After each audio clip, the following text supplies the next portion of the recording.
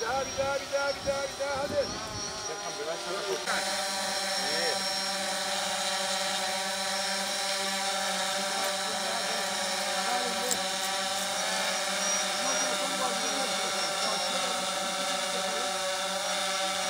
İki, üç, dört, beş. Tamam. Olacak adamım ben yarın Allah'ım. Yine haberi duydun mu? Bakın mı daha bari ki bakın ama.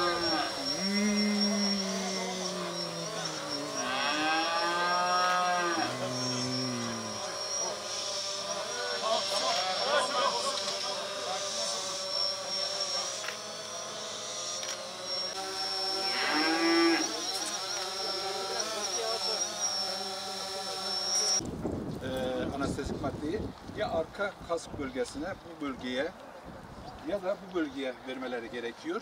Bu bölgelere verdiği zaman hayvan daha çabuk anesteziye girerek daha çabuk uyuşturuluyor ve böylece vatandaşımıza teslim edeceğiz kendisini.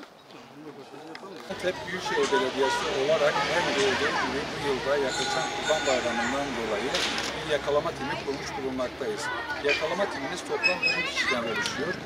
Bunun 15 tanesi yakalamak üzere görevlendirilmiş, 5 tanesi de teknik ekip olarak görev yapmakta. Toplam 5 araçla hizmet vereceğiz bayramın 4 günü süresince. Bunlar kaçan danaları vatandaş Gaziantep Büyükşehir Belediyesi'nin 153 ihbar hattına bildirimde bulunacaklar. Bunun üzerine hayvanat bahçemizden yakalama timi derhal bölgeye hareket ederek anestezi tüfekleriyle veya yakalama kementleriyle hayvanı yakalayarak vatandaşa teslim edeceklerdir. Herkese bu şekilde hizmet vermiş olacağız.